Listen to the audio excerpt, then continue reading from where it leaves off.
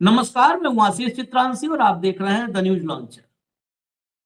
कोई भी ज्ञानेश कुमार, राजीव कुमार या कोई भी सरकार बनवाने में मदद करने लगे, लेकिन अगर सत्ता के सामने जनता की ताकत दिखने लगती है तो सत्ताधारी कितना भी ताकतवर हो, निरंकुश हो, भीतर से हिल जाता है, घबरा जाता है।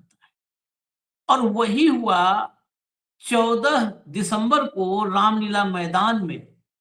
जो भीड़ उमड़ी, 5 लाख, 5.5 लाख, अलग अलग जो है आंकड़ों पर अनुमान लगाया जा रहा है। कुछ अनुमानित आंकड़े 5 लाख बता रहे हैं, कुछ 4 लाख, कुछ 6 लाख। रामलीला मैदान में जो भीड़ उमड़ी, उसको देखकर बीजेपी भीतर तक सहम गई है, भीतर तक हिल गई है। और उसका नजारा मुश्किल से 15-16 घंटे बीते होंगे संसद में देखने को मिला।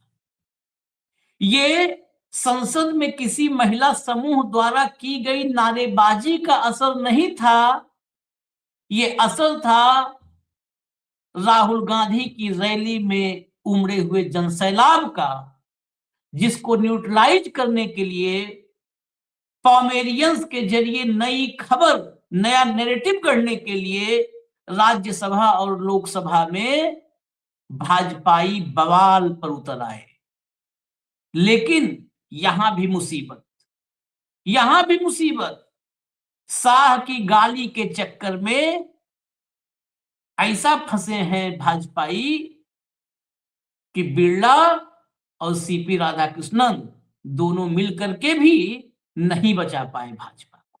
लाइए भाऊ को जरा मैं वीडियोस दिखाऊंगा और क्या हो रहा है सब देखिए जरा। स्वागत है भाऊ। आज संसद ठप हो गई, वहां पर न सवाल न जवाब। बहुत चिंता रहती है प्रश्नकाल की, बहुत चिंता होती है शून्यकाल की। आप याद कीजिए, जब जब विपक्ष ने हंगामा किया है तो ओम बिरला का एक रटा रटाया 1-1.25 मिनट का डायलॉग है। पूरा देश आपको देख रहा है, माननीय सांसदों, माननीय जनप्रतिनिधियों, आपको पूरा देश देख रहा है। आपको इस देश ने अपना प्रतिनिधि, जनप्रतिनिधि बना के भेजा है। ये सदन आपकी जनता की आकांक्षाओं को, आपके मतदाताओं की आकांक्षाओं को पूरा करने के लिए है। इस सदन में ये नारेबाजी नहीं चलेगी, नो नो नहीं चलेगी। जनता देख रही है, पूरा देश देख रहा है। याद हो गया करीब करीब, कमोबेश मुझे भी। पूरा देश देख रहा है, आपको देख रहा है पूरा देश। आज पूरा देश नहीं देख पाया तो हम आपको दिखाते हैं क्या हुआ है। पहले दिखा देते हैं, फिर इसके बारे में चर्चा करेंगे। दिखाइए भैया, पहली क्लिप लाइए। सर, बहुत ही दुख के साथ और उद्वेलित मन से मैं एक विषय को सदन के सामने लाना चाहता हूं कि कल जो कांग्रेस पार्टी की रैली हुई, उसमें नारे लगे, मोदी तेरी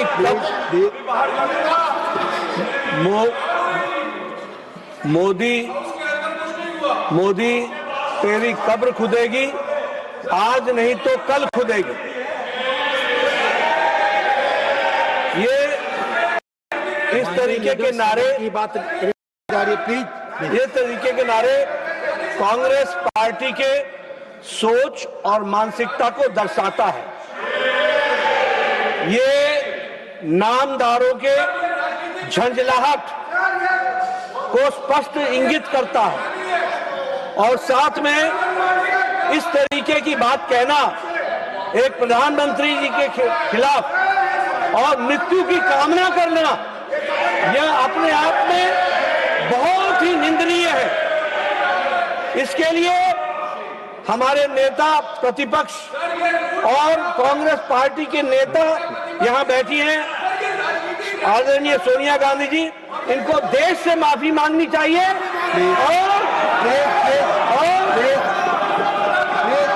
देश से माफी मांगनी चाहिए।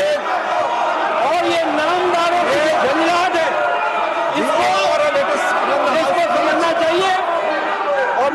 कहना चाहूंगा कि राजनीति का स्तर कांग्रेस पार्टी ने इतना गिरा दिया है जो कल्पना के बाहर है। इतना गिरा दिया कल्पना के बाहर है। और वही जितना नीचे गिरा है मोदी जी उसको तलाशने में उससे नीचे गिरते चले जा रहे हैं। कांग्रेस की विधवा किसने कहा था? ये आज आदरणीय सोनिया गांधी बोल रहे हैं, जेपी नड्डा। और कांग्रेस की विधवा किसने कहा था? जलसी गाय कांग्रेस की विधवा। कभी आईना आप लोग के घर में नहीं लगाए क्या? दर्पण लगाना चाहिए मुझे लगता है। चलिए अब जरा बिरला साहब के सदन में चलते हैं, लोकसभा में, उसकी क्लिप दिखाइए। हम लोग सब इस सदन का सदस्य है, अलग अलग पार्टी से। हम लोग एक दूसरे का विरोधी है, हम दुश्मन नहीं है। आप बात को सुनो, गंभीरता से सुनो बात को। हम लोग एक दूसरे के दुश्मन नहीं है, हम एक दूसरे के विरोधी है। 2014 में बीजेपी का एक एमपी ने एक गलत शब्द प्रयोग किया था विरोधियों के ऊपर। प्रधानमंत्री मोदी जी ने तुरंत अपना एमपी को माफी मांगने के लिए कहा और उन्होंने माफी मांगी, क्योंकि हम इस सदन में लोगों के द्वारा चुने हुए प्रतिनिधि के हिसाब से काम करते हैं। कल कांग्रेस के रैली में प्रधानमंत्री मोदी जी का कब्र खोदने के लिए बात कहा गया है। ये इस देश के लिए बहुत दुखद समय है कि कांग्रेस पार्टी ऐसा शब्दों का इस्तेमाल करते हैं और सारे कांग्रेस पार्टी पूरे का पूरे नेतृत्व उस रैली में मौजूद थे और प्रधानमंत्री मोदी जी का कब्र खोदने के लिए इन्होंने नारा लगाया।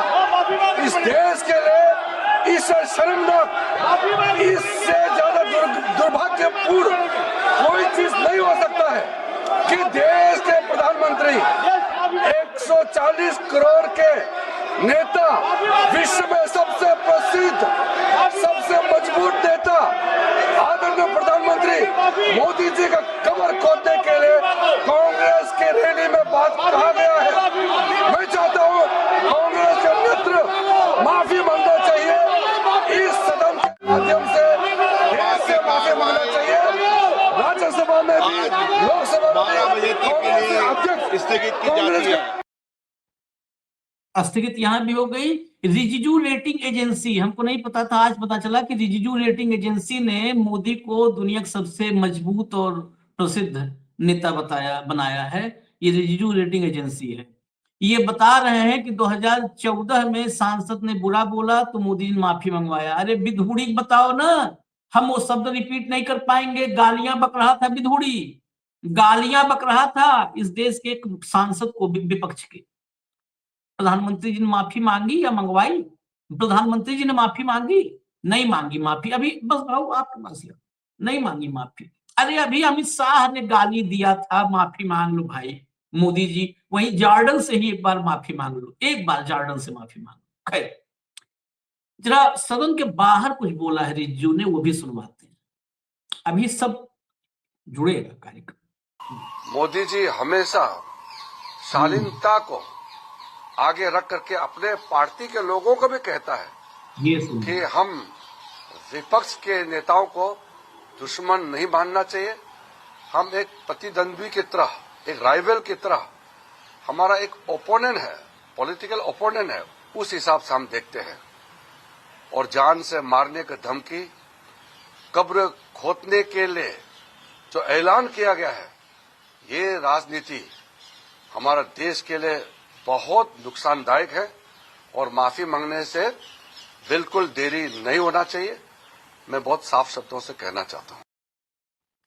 बहुत साफ शब्दों में कहा है। रवनीत बिट्टू ने राहुल गांधी को सबसे बड़ा आतंकी बोला था। बहुत ज्यादा दिन की बात नहीं है, पंजाब से। और राहुल गांधी की हत्या की धमकी दी गई थी, ज्यादा दिन की बात नहीं है। लेकिन उसमें कोई आश्चर्य नहीं है, क्योंकि इन्होंने कहा ना कि हम राइवल, मोदी जी ने कहा है कि राइवल हम मानते हैं, हम दुश्मन नहीं मानते हैं, राइवल मानते हैं। अब इनकी हम अंग्रेजी समझें अच्छी कि हिंदी समझें, ये इन्हीं से पूछ लेंगे आगे। कि हिंदी इनकी बेहतर की अंग्रेजी। राइवलरी में ही तो पता नहीं कितने पीढ़ियां तबाह हो जाती हैं। राइवलरी चल रही है सत्ता पक्ष और विपक्ष में। गलती से यही सच्चाई ही बाहर आती है मुंह से। जरा खबर देखिए भाऊ, अब ज्यादा दूर नहीं जाना, हम वर्तमान में आ गए। कांग्रेस की रैली में मोदी तेरी कब्र खुदेगी का नारा, भाजपा बोली मुगलों की राह पर कांग्रेस, जल्द दफन होंगे। राहुल कर रहे औरंगजेब जैसा काम। मुगलों के रास्ते पे कांग्रेस और जल्द दफन होंगे ये। तो वहां भी तो दफन की बात थी, यहां भी दफन की बात थी, क्या फर्क है? वहां किसने बोला था? वहां कार्यकर्ता जिसने बोला था उसको खोजने के लिए कोई पन्ना प्रमुख, ब्लॉक प्रमुख, जिला प्रमुख हो सकता है, रहा हो, रही हो। ये किसने बोला है? राज्यसभा में बैठे हुए सबसे ओजस्वी, भाजपा के इकोसिस्टम का सबसे ओजस्वी आदमी सुधांशु त्रिवेदी उर्फ ज्योतिषाचार्य। राजनाथ सिंह अच्छे से जानते हैं उनके ज्योतिष कला को। तो सुधांशु त्रिवेदी ने ये बोला है। अब बताइए आप, पहले किसको माफी मांगनी चाहिए? पहले बात का फैसला आप लोग कर लीजिएगा। जरा एक और आपको दिखा दें, ये जो अमित शाह की गाली भारी पड़ गई। जरा लाइए भैया, खबर लाइए, फटाफट लाइए, जल्दी लाइए, जल्दी जल्दी। वेणुगोपाल ने संसद परिसर में संवाददाताओं से कहा कि हमारी रैली की बड़ी सफलता के बाद भाजपा ने नाटक किया है जो पूरी तरह निराधार है। रैली में इस तरह का उत्साह पिछले कई वर्षों में कभी नहीं देखा गया। मैं भाजपा से पूछना चाहता हूं कि क्या किसी कांग्रेस नेता ने कुछ कहा? बिल्कुल नहीं। रैली में लाखों लोग भाग लेते हैं। राजनीतिक विरोधियों के खिलाफ अभद्र और अस्वीकार्य भाषा का इस्तेमाल हमारी परंपरा नहीं है। अमित शाह जी ने लोकसभा में बोलते हुए जिस भाषा का इस्तेमाल किया, सौगत राय जी के खिलाफ जिस भाषा का उपयोग किया, उसे सब जानते हैं। हमारे ऐसे संस्कार नहीं है। ये लोग संसद में तमाशा करना चाहते हैं। चलिए, कम से कम वेणुगोपाल ने इस रैली बहुत ये खुद कबूल लिया। एक बात तो वेणुगोपाल ने भी खुद कबूला कि ऐसी रैली नहीं हुई थी। संगठन महासचिव 6 साल से हैं। चलिए, वो अलग विषय ही। मनोज झा को जरा सुनवा दीजिए, एक क्लिप है मनोज झा की, बस उसको सुनवा दीजिए भाव पास। ये तो मैं देख रहा हूँ उनका ऑब्सेशन है मुगलों से बहुत बड़ा। बादशाहों से तौर तरीके भी बादशाहों वाले हैं, शौक भी बादशाहों वाले हैं। बादशाहों को इमारत बनवा के अपना नाम खुदवाने की आदत थी। अगर ये पैरामीटर है कौन मुगल बादशाह कौन फलाना बादशाह, तो बीजेपी में बहुतायत में बड़े बड़े ओहदेदार उस श्रेणी में आएंगे। औरंगजेब या मुगल बादशाह कौन है, ये मनोज झा ने थोड़ा बताने की कोशिश की है। भाऊ के पास चलते हैं। भाऊ, ये क्या था? आज बहुत बड़ा अपराध हुआ है कांग्रेस से। राहुल गांधी, सोनिया गांधी, सबको माफी मांगनी चाहिए। मुझे वही लग रहा है। याद होगा आपको कि वोट जनाधार यात्रा को लेके, वोट अधिकार यात्रा को लेके जब रैली चल रही थी, कांग्रेस की रैली आगे बढ़ गई। सभा स्थान पर टेंट वाला अपना टेंट उखाड़ रहा था, स्टेज उखाड़ रहा था। उसी में एक लोकल आदमी जिसको कोई लेना देना नहीं किसी पार्टी के, किसी भी राजनीतिक दल से, वो जाके एक गाली दे गया और उस गाली को मुझे गाली दी पूरे चुनाव में भुनवाने का प्रयास किया गया। ठीक है, एक बार नीच शब्द का उपयोग किया गया। उस शब्द का लगातार आपके बेटे को नीच कहा, गुजरात में आपके बेटे को नीच कहा करके मौत के सौदागर को जब कहा गया तब उसको कैश किया गया। अब इस रैली से बौखलाने के बाद मैंने ये सोचता कि यदि ये नारा स्टेज से लगा होता तो ये कांग्रेस पार्टी के गढ़ा जाता। मुझे तो डाउट है कि जिन्होंने ये नारा लगाया वो कांग्रेसी है कि भेजे गए हैं। इतनी बड़ी रैली में कुछ तो भी एक गड़बड़ करना है, इसलिए इसे भेजे भी जाते हैं लोग। ये टूल किट भी है आजकल। विरोधियों की रैली में ऐसा जाके काम करो कि वो बदनाम हो जाए। Point number 1। दूसरी बात, बिल्कुल मैं मानता हूं कि मोदी जी बिल्कुल शालीन होंगे, लेकिन फिर मोदी जी ने एक जगह पार्लियामेंट में ये बोल देना चाहिए कि 2014 के बाद 2025 तक, अब 25 समाप्ति की ओर है, 2026 के शुरुआत में कम से कम उन्होंने, या अभी एक बार एक मन की बात में कम से कम ये बोल देना चाहिए कि गलतियां सबसे हुई है, मुझसे भी हुई। मैंने भी जर्सी गाय बोला, 50 करोड़ की गर्लफ्रेंड बोला, मैं भी हाइब्रिड बछड़ा बोला, मैंने भी कांग्रेस की विधवा बोला, मैंने भी बहुत गलत बोला। महिलाओं के गले का मंगलसूत्र खींच के ने की बात की। मैंने बहुत गलत बयानी की और इस गलत बयानी के लिए मैं देश से माफी मांगता हूं। हो सकता है बाकी राजनीतिक दल भी माफी मांगे, लेकिन आज सबसे बड़े को प्रॉब्लम यह है कि जब आपके खिलाफ कुछ बोला जाता है तो आपको बहुत तकलीफ है। तकलीफ यह है कि इस रैली की महानता को देखते हुए इसको डिफ्यूज करने के लिए कब्र खोदने के लिए बोला, औरंगजेब की ये इनको दफना देंगे। उन्होंने कब्र खोदने के लिए बोला, सुधांशु द्विवेदी ने दफनाने की बात कही। हाँ। कौन सी अलग बात है? कब्र खोदना और दफनाना, कब्र खोदने के बाद ही दफनाया जाता है, हवा में तो दफनाया नहीं जाता। उन्होंने कहा कि इनको दफना देंगे, औरंगजेब है। इन्होंने इनकी तुलना औरंगजेब से की, उनने तानाशाही से करी। तो इन्होंने भी जवाब में कोई वो जगह नहीं छोड़ी। यदि इनको लगता है कि कुत्ते ने आदमी को काटा तो ये आदमी भी कुत्ते को जाके काटा है। अब गलत कौन? ऐसे नारे हर पार्टी में लोग होते हैं। हाल ही में एक भाजपा के विधायक ने महिलाओं के लिए कितनी शर्मनाक बात कही। अरे बिहार का इतनी गंदी बात की हम सुनवा नहीं सकते कि महिलाओं को कुत्ते के साथ संबंध बनाने में मजा आता है। ये बोला उन्होंने, रेणुका चौधरी को बोला। क्या रेणुका चौधरी किसी की मां नहीं है, किसी की बहन नहीं है, किसी की बेटी नहीं है, किसी की पत्नी नहीं है? क्या सदन की सदस्यता नहीं है? हाँ, बोला संतुष्टि मिलती है सोने में उस विधायक के घर में मिलती होगी लोगों को संतुष्टि। हम ये भी नहीं बोल सकते क्योंकि वो विधायक नालायक है, उसकी माता ने नालायकपना नहीं किया। आज विधायक की पत्नी, विधायक की बहन, विधायक की बेटी, विधायक की मां के प्रति उतना ही सम्मान रखते हैं हम। कभी हम रावण के मां को गाली नहीं देंगे क्योंकि रावण पैदा किया उसने। दुर्भाग्य है उसका कि रावण घर में पैदा हुआ।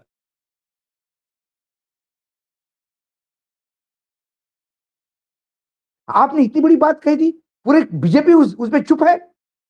किसी ने सांस नहीं लिया। किसी ने क्या ये इंडोर्स करना चाहते हैं? साइलेंट इज द कंसेंट बोला जाता है। आपकी चुप्पी आपका समर्थन माना जाता है। कि कांग्रेस उसको समर्थन किया जाता है। और एक दिग्विजय ने क्या कह दिया था कि ये जो महिला प्रत्याशी हमारा कलदार सिक्का है, टंच माल है। टंच माल किसको बोलते हैं? चांदी को टंच, ये शब्द यूज होता है। टंच चांदी है। बोला माल बोला, अपने महिला को माल बोला। उनके तो भावार्थ को भी नहीं समझा। इस विधायक के कुत्ते वाले उक्ति को क्या कहेंगे आप? वो है राजकुमार का डायलॉग, चिनाई शेठ जिनके घर कांच के होते हैं वो दूसरे घर पे पत्थर नहीं फेंकते। भाई मुझे लगता है देश में काम की चर्चा तो हो नहीं रही है। चर्चा इस पर भी हो जाए, इस पर भी कि कौन ज्यादा गिरा हुआ है, कौन ज्यादा ओछा है, कौन ज्यादा निकृष्ट है, इस पर भी हो जाए। प्रियंका गांधी ने कहा पिछले लोकसभा अभी अपने डिस्कशन में वंदे मातरम उन्होंने कहा कि एक 10 घंटे का आप जवाहरलाल नेहरू पे रख लीजिए भैया। जितना जवाहरलाल नेहरू, इंदिरा गांधी, राजीव गांधी जितनी गालियां देना एक बार दे के आप ये 10 घंटे पूरे कर लीजिए। लेकिन बाकी बचा हुआ समय कम से कम बेरोजगारी पे, महंगाई पे, गिरते हुए रुपए पे, गिरते हुए एक्सपोर्ट पे, अमेरिका के धमकी के ऊपर, मरते हुए किसानों पे, एमएसपी नहीं दे पा रहे उस पे,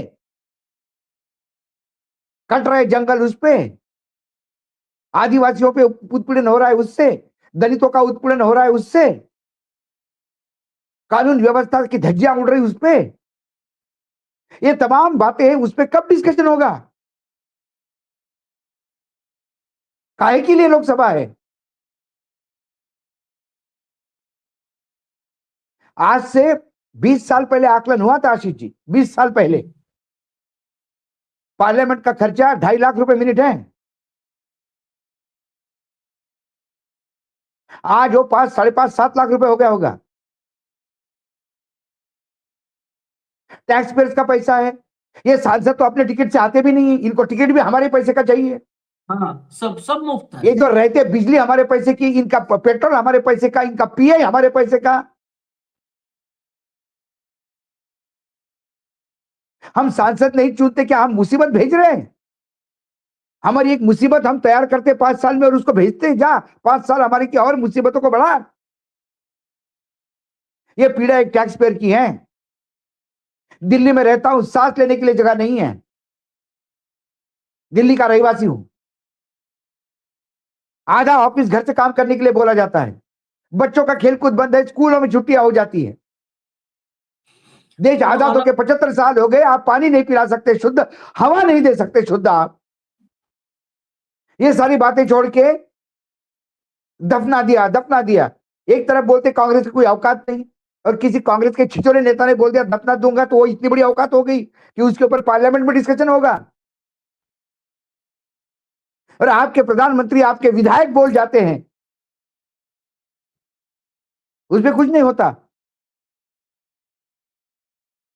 अरे इनके इशारे, हम तो जेपी नीचे नड्डा विधायक पार्टी के अध्यक्ष हैं। जेपी नड्डा कल तक पार्टी के अध्यक्ष थे। उस विधायक ने जो कुत्ते वाली बात की, उन्हीं की अध्यक्षता में की। भांग खा के सो रहे थे क्या जेपी नड्डा? उनको समझ में नहीं आई उस बात। एक शब्द नहीं। ये देखिए, यही लेकिन ये बात है, और विपक्ष को रेणुका भी चौधरी का क्या गुनाह था? रास्ते में एक कुत्ता गाड़ी के नीचे आ रहा था, उसने बचा के गाड़ी में रखा, वो आई, उसको पार्लियामेंट में गाड़ी ने उतारा, वो गाड़ी वापस चली गई। उसी पे इशू। सुप्रीम कोर्ट में कुत्ते का इशू सबसे बड़ा है, हमारे मतदान के अधिकार का नहीं। पार्लियामेंट में कुत्ता गाड़ी में बैठ के आया और वापस गया, तो वो बड़ा इशू होता है, बेरोजगारी का नहीं। तमाशा बना के रखा है सांसद का इन लोगों ने। तमाशा तो पूरे संसद ने, पूरे देश का बना दिया है, पूरे देश का बना दिया तमाशा।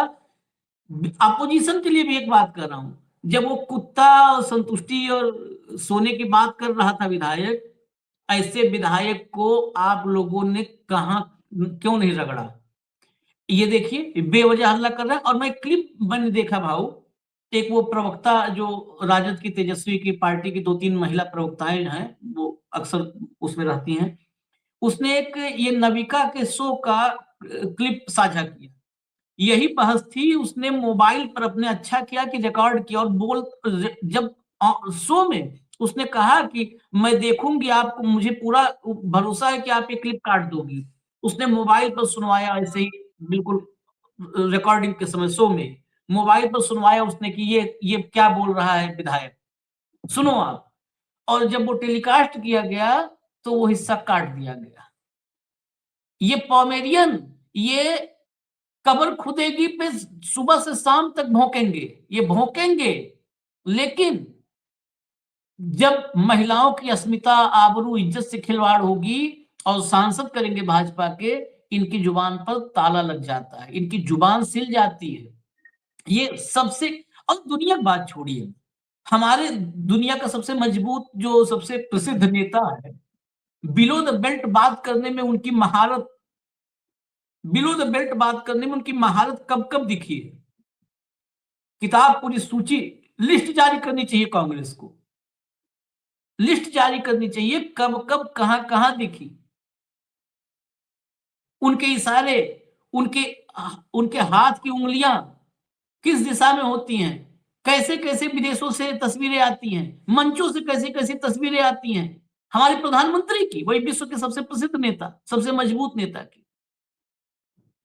उनके एक एक बॉडी का, वो प्रधानमंत्री है, कोई गांव में किसान नहीं है, प्रधानमंत्री है। बॉडी के एक एक पोस्चर, एक एक बॉडी लैंग्वेज, हाथ, उंगली, सब नोटिस किया जाता है। हाथ मिलाने का तरीका तक होता है, हाथ मिलाने का अंतरराष्ट्रीय कूटनीति में, विदेश संबंधों में और नेताओं के मिलने में तमाम नोटिस किया जाता है। इसको भी एक अध्ययन, इसका भी एक है बकायदे, जब आप विदेश नीति और डिप्लोमेसी समझेंगे। आशीष जी, पत्रकारों को भी एक मैं बता दूं आपको, जो पत्रकार एक्सटर्नल अफेयर मिनिस्ट्री कवर करते हैं, उनको बाकायदा टाई लगा के जाना पड़ता है।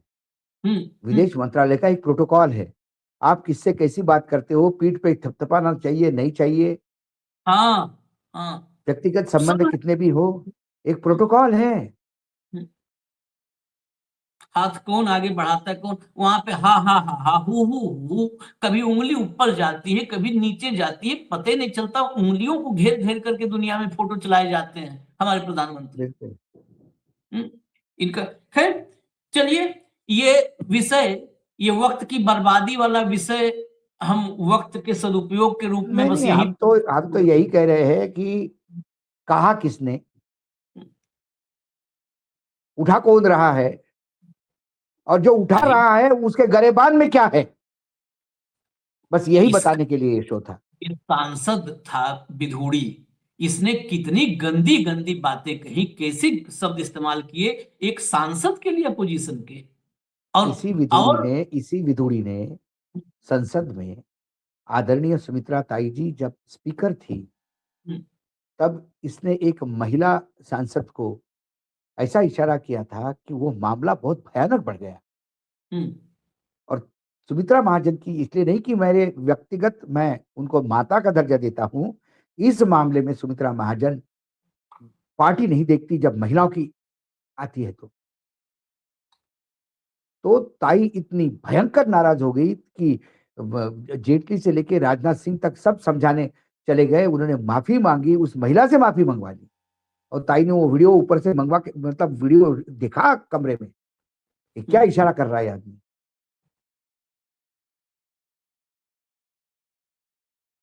चलिए अभी फिलहाल हमें इजाजत दीजिए, हम फिर कुछ महत्वपूर्ण विषय हैं जो देश के लिए महत्वपूर्ण है, देश के हर नागरिक के लिए, छोटे से बच्चे के लिए भी और 90 साल के बुजुर्ग के लिए भी, वह विषय भी लेके आ रहे हैं जल्दी ही आपके पास। धन्यवाद भाऊ, बहुत बहुत धन्यवाद, नमस्कार।